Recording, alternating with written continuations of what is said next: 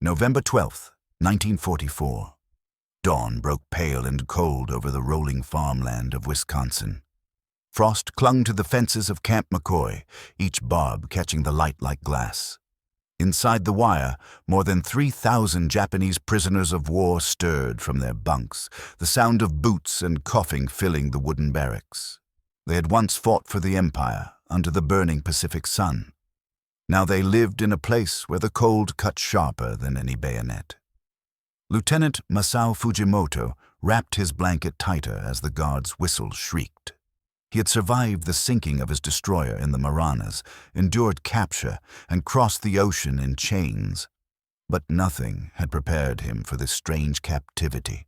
Clean beds, hot food, and guards who spoke without hatred. That morning, as the prisoners filed out for work detail, a sound reached them that made Fujimoto pause. At first, it was like the fluttering of sparrows beyond the wire, light, quick, almost musical. His men craned their necks, uncertain. Then the figures emerged. Not soldiers, not wardens, women. They carried clipboards, baskets of supplies, trays of bread still steaming in the cold.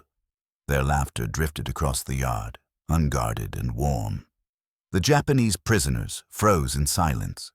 These were not the gaunt peasant women of Minoria or the haggard faces of Okinawan refugees they had seen in war. These were young, healthy, confident Americans, their hair tied back beneath kerchiefs, their cheeks flushed pink from the cold. For men who had been taught that the enemy was brutal and monstrous, the sight was disarming to the point of pain.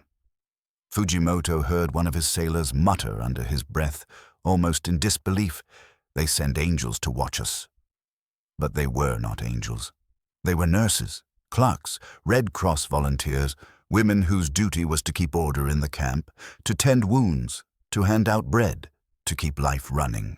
And yet, to the prisoners, starved of softness, it felt like encountering an entirely different species of power. Not rifles, not bombs, something subtler, more dangerous to their discipline. What shook them was not just the presence of women, it was their beauty. The war had taught these men to expect cruelty, to believe in sacrifice and suffering. Now they faced something else, a reminder of a life they no longer had and perhaps would never have again. And in that moment, as frost cracked beneath their boots and laughter drifted through the barbed wire, the prisoners of Japan realized that America's supremacy was not only measured in rifles and bombers. It was here, too, in a kind of human abundance they had never imagined.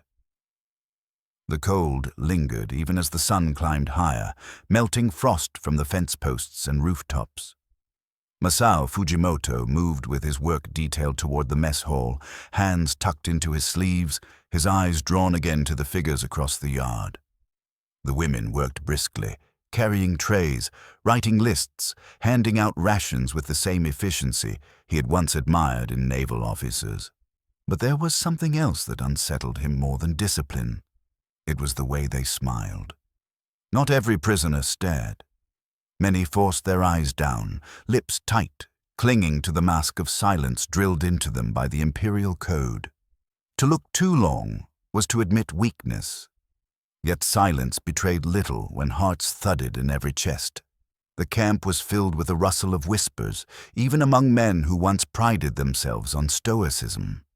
Corporal Nishida, a farmer's son from Shikoku, muttered just loud enough for Fujimoto to hear, "They are brighter than the sun we knew in Saipan." He shook his head, ashamed by his own words, as though beauty itself were treason.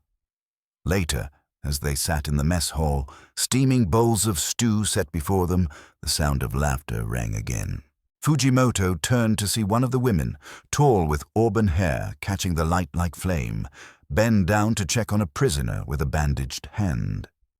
She asked him something in English, too fast to be understood, and the man blinked as though stunned, nodding mutely. She smiled anyway, a gesture that needed no translation. The man sat motionless long after she left, spoon untouched. When pressed by his comrades, he whispered, "I thought I had forgotten the face of a woman, but I remembered it again." The men around him laughed nervously, but there was no cruelty in it. Each of them understood they had been stripped of so much: weapons, uniforms, homeland. But here, stripped further of hardness, they realized what the war had stolen most completely: the ordinary presence of women. For Fujimoto, the revelation came days later. His work detail was assigned to stack lumber near the infirmary. The air was sharp with pine resin as they carried planks across the yard. As they passed, a young woman leaned out of the infirmary doorway, a scarf tied over her hair, her sleeves rolled back. She called to one of the guards, her voice carrying like a bell across the yard. Fujimoto glanced up only a moment, but the image seared itself into him, her face open and unafraid, utterly different from the gaunt shadows he had seen clinging to life in ruined Manila. She laughed at something the guard said. For the first time since his capture, Fujimoto felt not humiliation nor bitterness, but an ache that cut deeper. That night, the barracks hummed with talk. The younger sailors compared the women to film stars they had once seen in Tokyo cinemas before the war. Others whispered that it was a trick, a weapon subtler than bombs.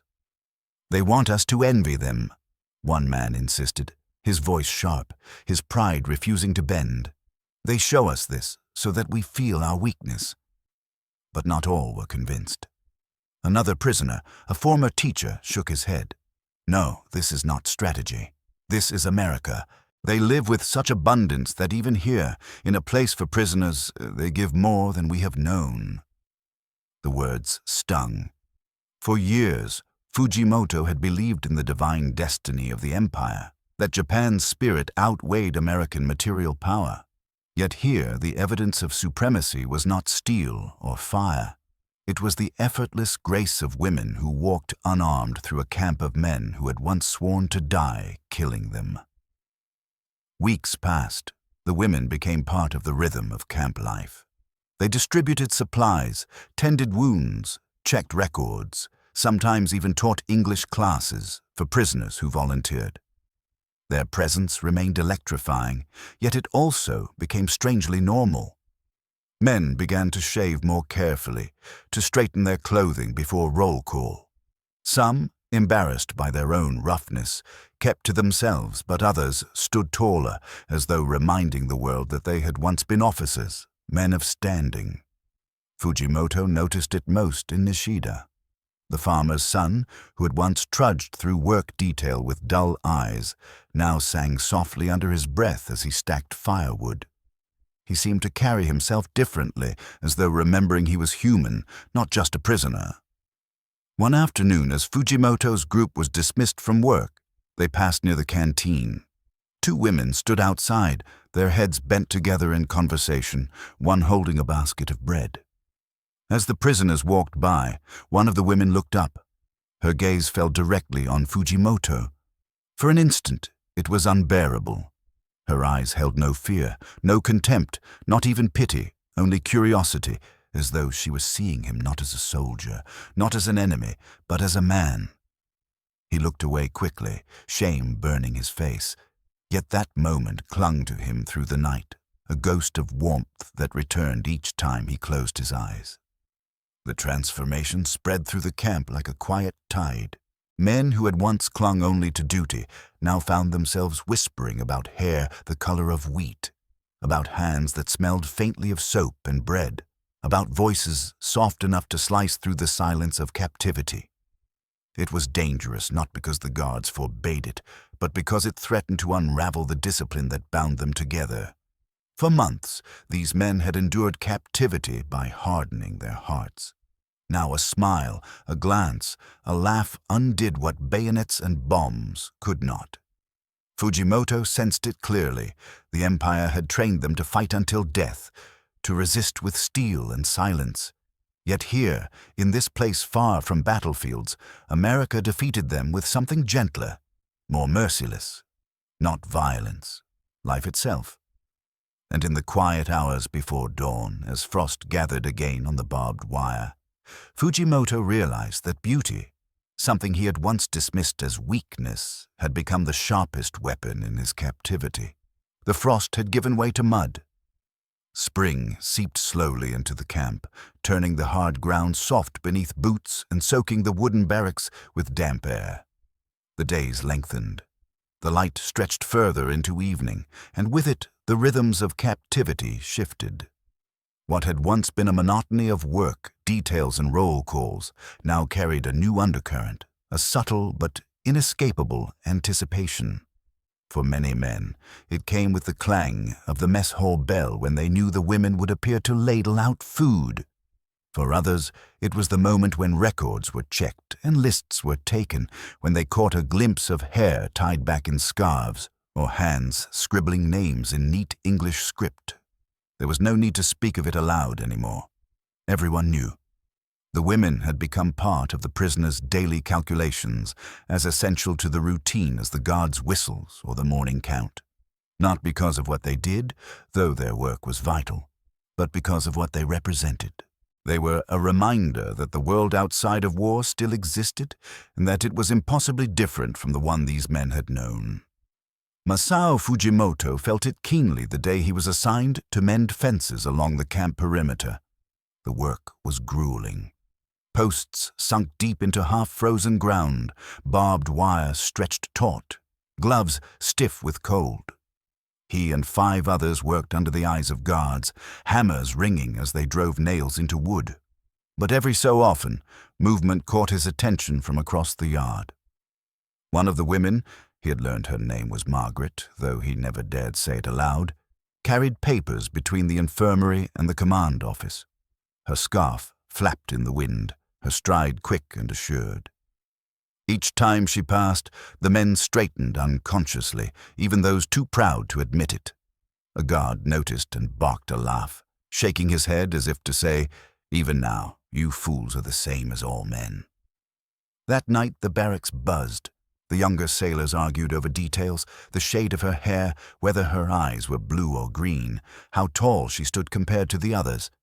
It was childish, almost ridiculous. Yet no one could entirely resist. In a place stripped bare of everything human, the simplest fragments of femininity became treasures. But beneath the surface, a darker current swirled. Not every prisoner embraced this new obsession. Some feared it. Lieutenant Okabe, the senior officer in Fujimoto's barracks, stood one evening and spoke with a firmness that silenced the chatter. "Remember who you are," he said. "We are soldiers of the Emperor. These women are not here for us. They are your captors' tools. Do not disgrace yourselves by longing for the enemy's kindness." The men listened, heads bowed. Duty demanded it. Yet, when the lights dimmed and silence returned, Fujimoto heard the restless shifting of bodies, the muffled sighs of men caught between pride and longing. The words of their lieutenant weighed heavily, but the images of the women weighed more. The conflict deepened weeks later when the camp announced English lessons for any prisoner willing to attend. It was not mandatory, but the guards hinted that those who participated might receive privileges. Better work assignments, extra rations, even a chance to write letters home. Curiosity burned through the camp, and when the men learned that 2 of the women would help teach, the decision became unavoidable. On the first day, the classroom filled quickly, wooden benches creaking beneath the weight of men who had once sworn never to yield to American ways. They sat stiffly, hands folded, faces stern. Yet the moment the women entered, carrying chalk and notebooks, the atmosphere shifted. Silence grew heavy, broken only by the scratch of chalk as one of them wrote the alphabet on the board. Fujimoto sat near the back, his jaw set. He told himself he was there only to observe, not to participate. But as the lesson began, letters pronounced slowly, words repeated with patience, something disarmed him. The women smiled, not mockingly, not with triumph, but with genuine encouragement. When a man stumbled over a word, they did not laugh. They nodded, urged him on, coaxing the sound from his mouth until the room echoed with hesitant English syllables. The prisoners looked at one another, almost bewildered. They were men trained to believe in mercy as weakness, in the enemy as a monster without face or heart. Yet here the enemy leaned forward gently, correcting pronunciation, repeating patiently, their hands gesturing, their voices soft. By the third lesson, something astonishing happened. Laughter. It began with Nishida, the farmer's son, who mispronounced bread so badly that even he could not suppress a grin. The woman teaching, not Margaret, but another, shorter with dark hair pinned neatly, laughed too, not cruelly, but warmly. The sound rippled through the room, and for the first time in months, the prisoners allowed themselves to laugh as well. It was dangerous laughter. Dangerous because it reminded them of home, of family, of the very humanity war had buried. Dangerous because it pierced the armor of pride that was supposed to shield them, and yet it was irresistible. Fujimoto resisted longer than most. Each night he told himself that he must remain vigilant, that this was all manipulation.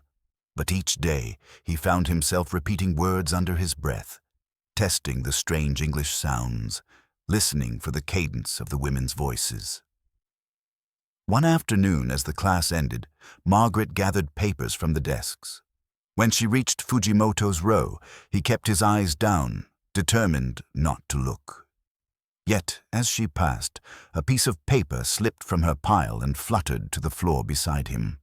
He bent instinctively to pick it up. Their hands touched for the briefest instant as he returned it. It was nothing. A second, less than a second. Yet it left his heart pounding so violently he could not hear the dismissal bell. That night he lay awake, replaying the moment endlessly, furious at himself for weakness and yet unable to will it away. The barracks changed.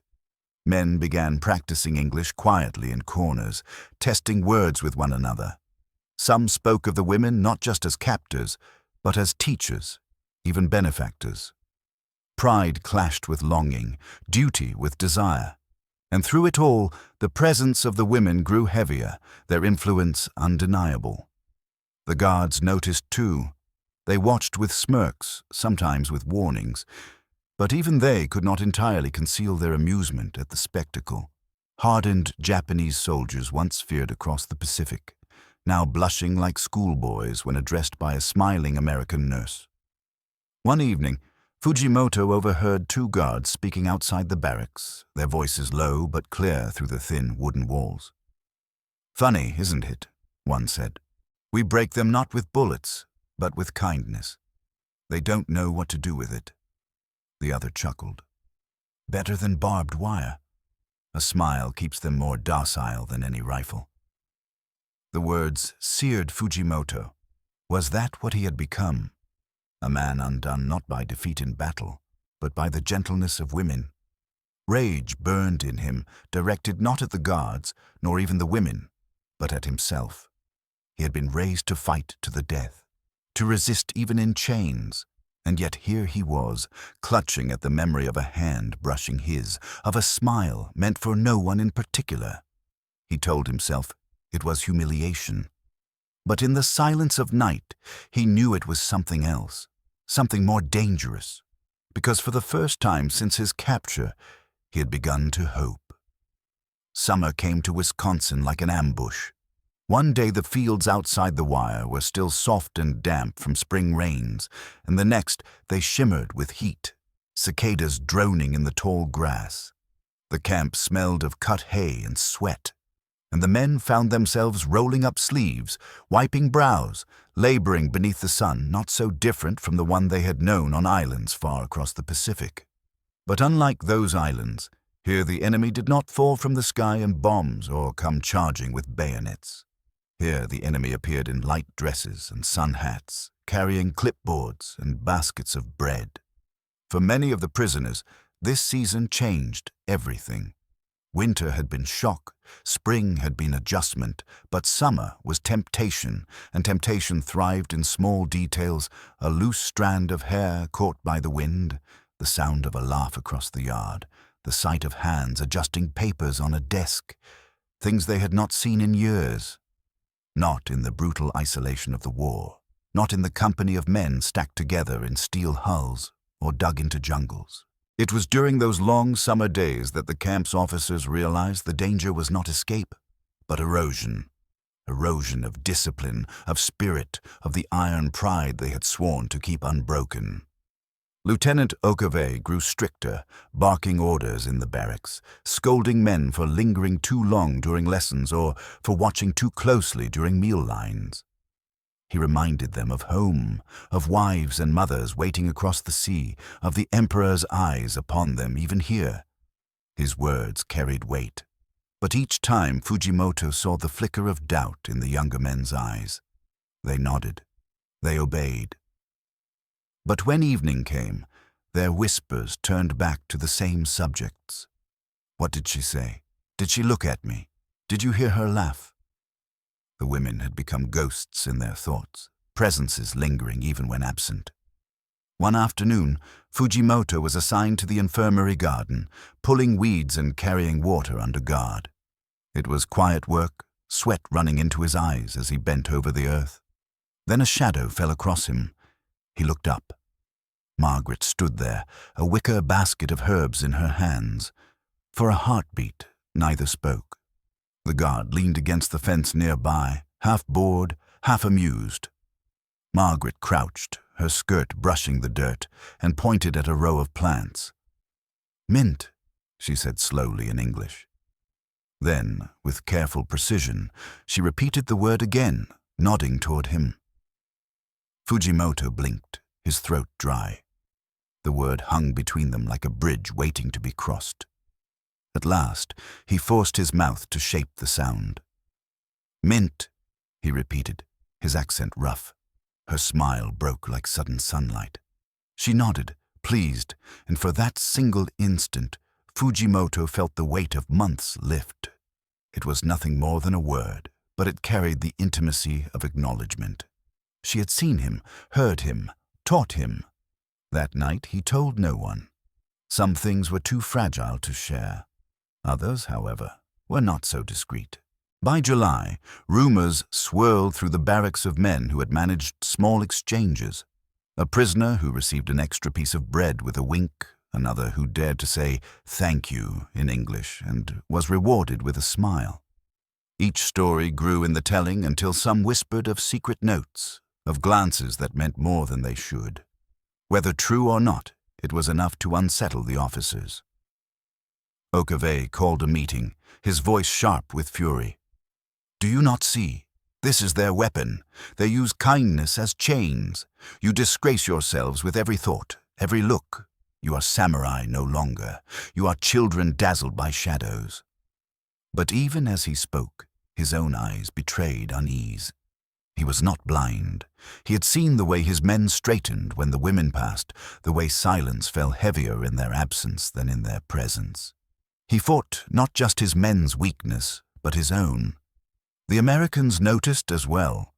Captain Harris, who oversaw the camp, wrote in his log one evening, "The women keep order more effectively than the MPs. The Japs behave better in their presence. Strange, but useful. We'll continue." And so the women remained, moving through the camp with their baskets and clipboards, their laughter floating like a reminder of a world untouched by war. To the Americans, it was a practical arrangement.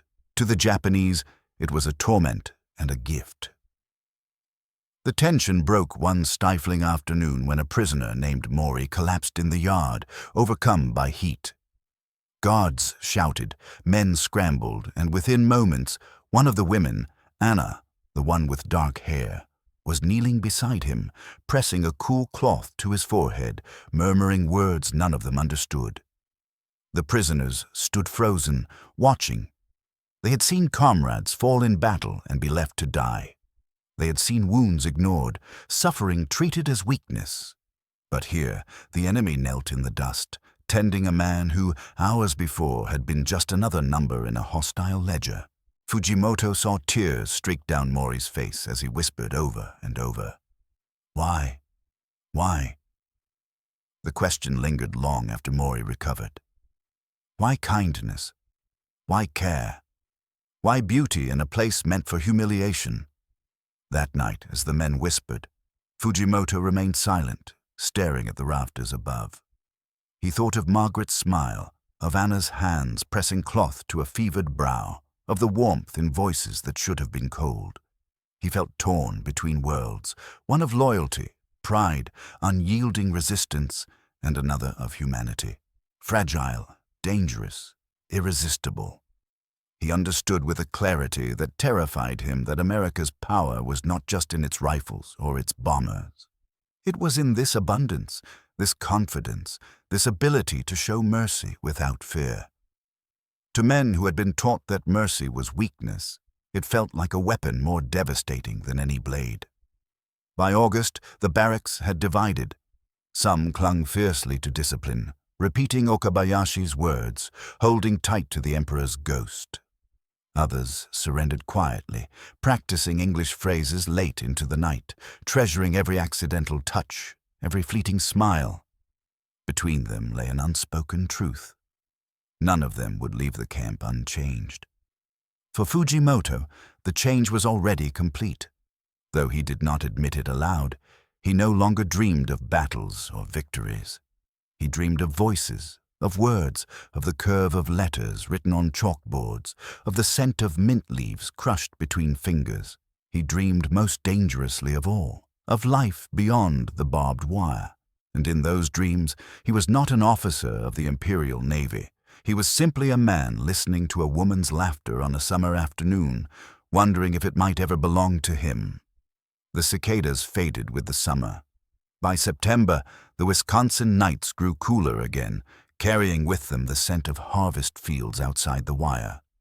Leaves browned on the distant trees, a reminder that another winter would come soon, another cycle of confinement.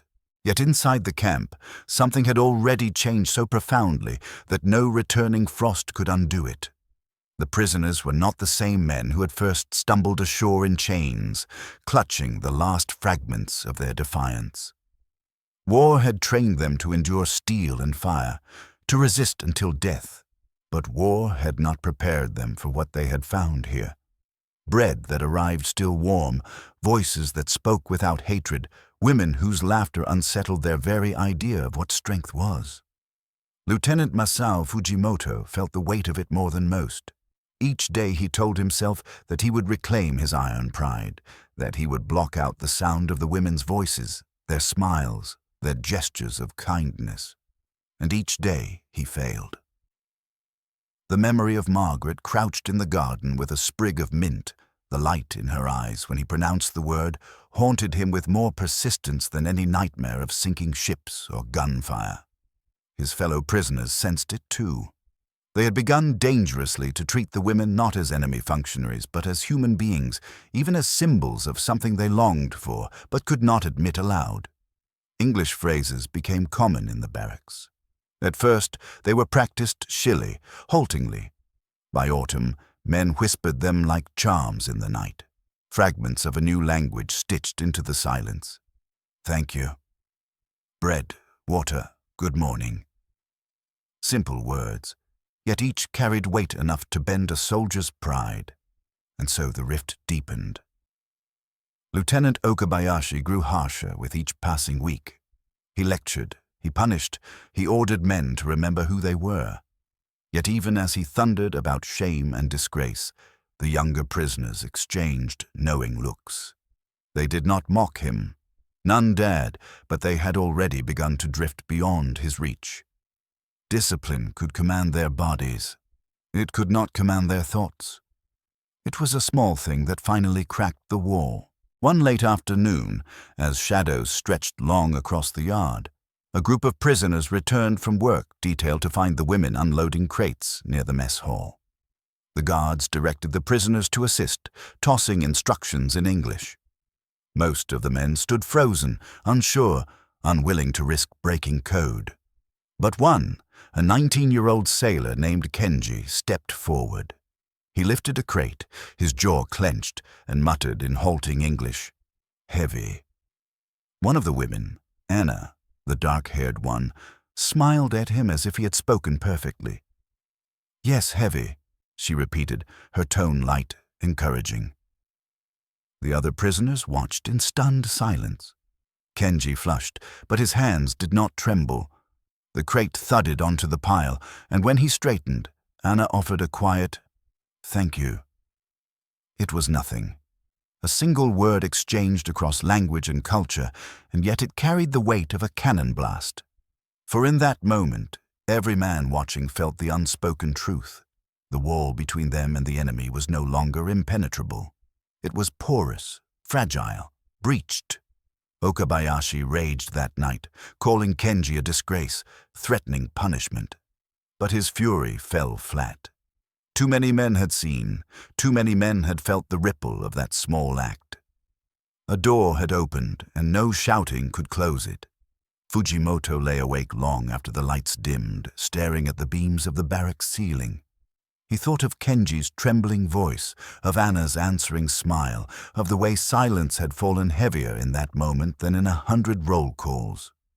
He thought of the paper Margaret had dropped months before, of their hands brushing, of the way his heart had pounded as if he had fought a battle alone, and for the first time he allowed himself to admit what had gnawed at him all these months. He no longer knew what it meant to be the enemy. Weeks passed, the leaves fell, and still the women came. Their presence had become routine, but routine had not dulled its effect. If anything, it had sharpened it like a blade honed daily against stone.